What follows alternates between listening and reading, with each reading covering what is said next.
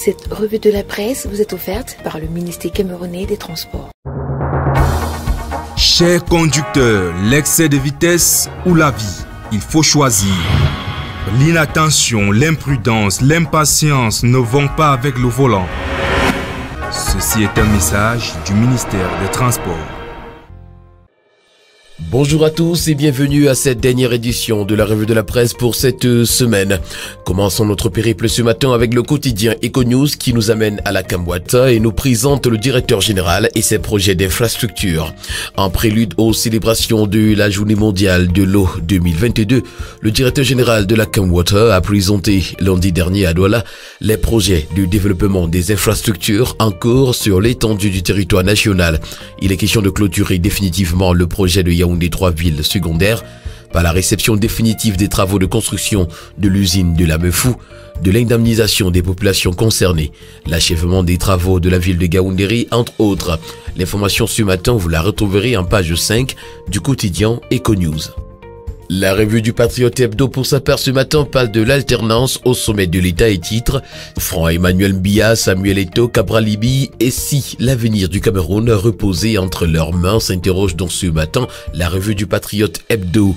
Intelligent, populaire, charismatique, sobre et bien d'autres et humble, ces 3 mousquetaires sont une véritable chance pour le Riodos Cameroun de demain, nous renseigne donc le journal. On parle également en petite une de l'Office du baccalauréat du Cameroun. Retrouvons les meilleurs lycées et collèges de l'année 2021 qui sont déjà connus. Minsanté, Manaouda Malachi accusé de misogynie. Grève des enseignants, cacophonie au sein du collectif OTS et puis Ruth Ebolova Akom de Kribi, Ngano Djoumessi, Tansungongo.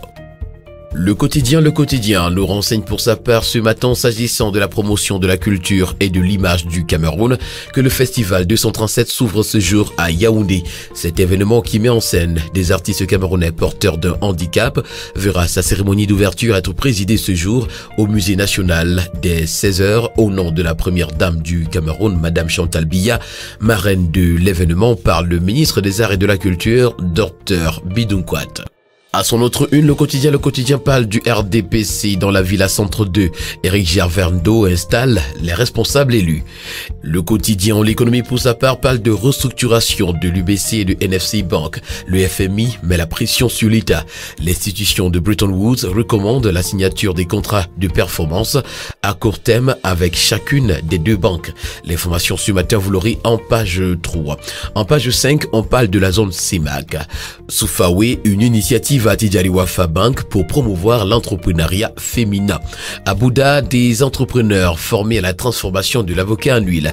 Gestion, la CEAC lance le processus d'audit des ses comptes et puis laboratoire vétérinaire national, 1845 milliards de francs CFA des États-Unis pour la rénovation. L'information ce matin, vous l'aurez en page 6. La nouvelle expression pour sa part s'intéresse à la grève des enseignants ce matin et nous indique OTS écrit aux autorités. La lettre est adressée au président de la République du Cameroun, au président du Sénat du Cameroun, au président de l'Assemblée nationale, au délégué général à la Sûreté nationale du Cameroun, au ministre délégué à la présidence de la République du Cameroun chargé de la défense, au ministre de l'administration territoriale, à la directrice générale de l'UNESCO, au président de l'UNICEF, au directeur général de l'OIT, à la Commission africaine des droits de l'homme et à des peuples. L'information ce matin, vous l'aurez des pages 6 à 7. En petite une, on parle de Henry Ball, les Bamoun chassés de Memvele. Manipulation du gouvernement, les universitaires du sale boulot. Bamenda, PWD accueilli en héros. Et puis Afrique du Sud, retrouvons la haine des étrangers. Toutes ces informations et bien d'autres sont à retrouver ce matin dans les colonnes de la Nouvelle Expression. Le tri-hebdomadaire du Sahel pour sa part ce matin parle de décentralisation. Il renseigne que les maires sont mobilisés autour des CVUC. À Marois, le chantier du centre hospitalier régional est à l'abandon. Mouvement OTS, la sortie des Tundingwa révolte. Et puis, Kouyapé, Nkolofatawaza, encore des victimes de Boko Haram. Ukraine, SOS camerounais, titre ce matin le quotidien Mutation qui nous renseigne que des dizaines de compatriotes sont coincés au milieu des bombardements, écrits à l'abandon. Accusés de laxisme, Yaoundé s'en défend et dénonce une campagne malveillante. L'information ce matin, vous l'aurez en page 5. En petite une, on parle de la baguette de pain. La hausse du prix se confirme. Et puis Cameroun-Algérie, quelle 11 11%. Le quotidien de la santé, EcoSanté pour sa part ce matin parle de la 4e campagne de vaccination contre la Covid-19 et nous renseigne que le lancement a été effectif dans la région de l'Est du Cameroun. Le mercredi 16 mars 2022, le lancement du 4e tour d'intensification de la vaccination dans la région de l'Est a eu lieu à l'explanade de la chefferie de Mandjou. Rendu au 17 mars 2022, les données de vaccination montrent que plus d'1 million de personnes ont été totalement vaccinées et 1 500 000 reçu une première dose de vaccin. Dans la région de l'Est, près de 100 000 personnes ont déjà reçu le vaccin, soit 11% de la population générale. En petite une ce matin, le quotidien EcoSanté nous présente comment soigner en 6 techniques simples les hémorroïdes. Dans l'Adamawa, le manioc et la mangue sont utilisés pour améliorer la santé des populations. D'après la grande une du journal La République qui parle de mensonges de presse sur Vandi Deli, le directeur général de la Sénam n'a ni été interpellé ni été arrêté. Le journal L'Élite ce matin qui parle de la lutte contre les accidents de la circulation titre à sa grade une la thérapie oculaire dans l'optique d'endiguer la négative influence de la déficience visuelle dans les accidents de la circulation. Le ministre des Transports en parfaite synergie avec les institutions de la société civile à l'instar de l'ONG Africa Eye Foundation qui a répondu favorablement à l'appel en faveur de la sécurité routière et les syndicats des transporteurs a organisé le suivi de la santé visuelle des professionnels de la route.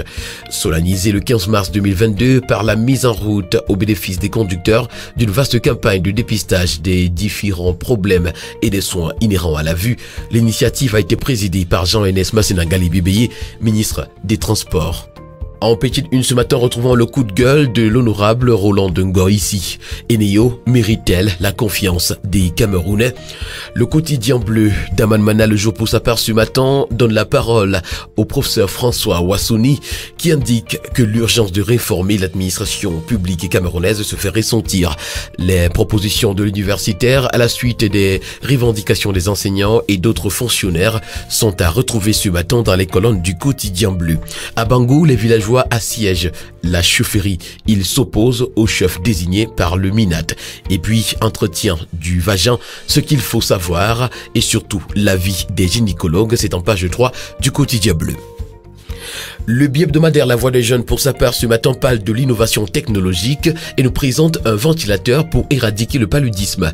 Le jeune ingénieur camerounais Steve Ella, promoteur de la start-up Smart Fan Technology et inventeur du ventilateur antipaludique Smart Fan, vient de lever un montant de 10 millions de francs CFA sur la plateforme crowdfunding Tagus Investment pour financer son projet. L'information ce matin, vous l'aurez en page 6. ESIC de Yaoundé, une délégation kenyane reçue à l'école de guerre de Simbok. La délégation kenyane, constituée d'un général de brigade, de 31 stagiaires et de la haute commissaire du Nigeria, était à l'école supérieure internationale de guerre ESIC de Yaoundé ce 16 mars 2022 dans le cadre d'une collaboration. L'information ce matin, vous l'aurez des pages 3 à 4 du bi-hebdomadaire La Voix des Jeunes. Terminons ce matin avec le quotidien L'Info à chaud qui titre à sa grande une « N'est-il pas temps de reprendre les cours? Les élèves aussi ont déjà trop supporté ». Gabon, Ali Bongo décide de la levée de toutes les mesures barrières contre le Covid-19 et puis anoblissement en haut de une, l'honorable Mbapo de Liporte, désormais Mbombor Ndorsoul. Mesdames et messieurs, c'est tout pour ce matin en ce qui concerne cette autre édition de la Revue de la Presse. Merci de l'avoir suivi et au plaisir de nous retrouver lundi prochain pour une nouvelle sortie. D'ici là, portez-vous bien et bon week-end à tous.